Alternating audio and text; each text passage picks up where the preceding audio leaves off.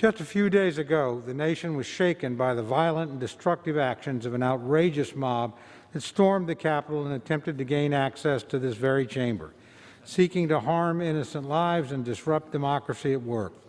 I vehemently condemn their lawless actions. This never should have happened, and the perpetrators of these despicable crimes that took place in this building must be prosecuted to the fullest extent of the law.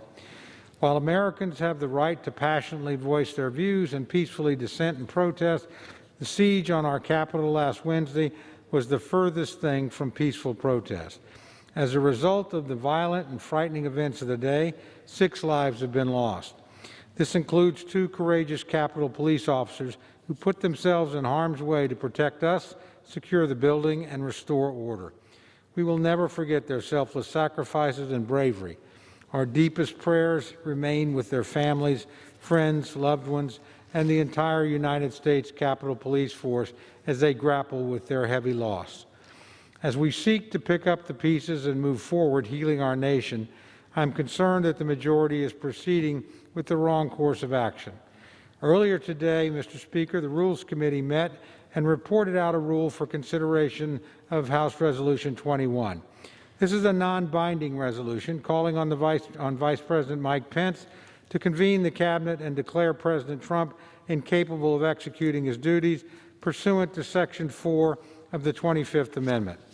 I think this resolution is misguided and inappropriate for the legislative branch to pursue, and as such, I must oppose it. Mr. Speaker, under the 25th Amendment to the Constitution, when it appears the President is unable to fulfill his or her duties, it's the responsibility of the Vice President, with the concurrence of a majority of the Cabinet, to initiate the process for making that determination. That responsibility, grave as it is, rests solely with the Vice President. There's no role for Congress in this process. The only role for Congress arises later, and only in the circumstances where there's a dispute between the President and Vice President about the President's ability to fulfill his or her duties.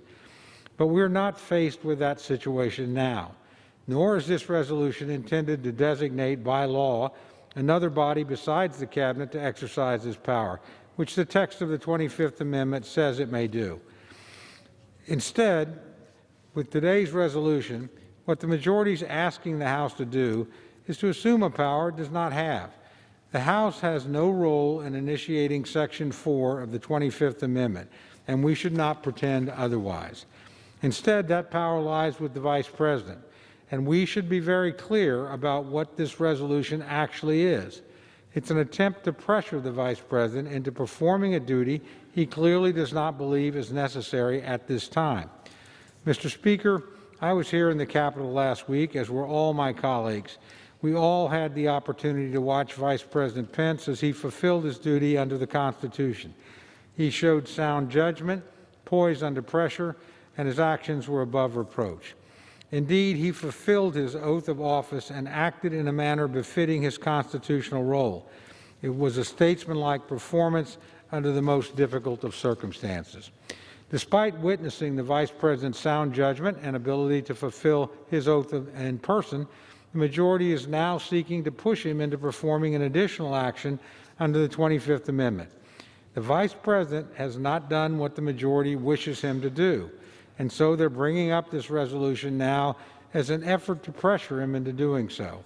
This act, attempting to substitute the House's judgment for the Vice President's, is not contemplated anywhere in the Constitution.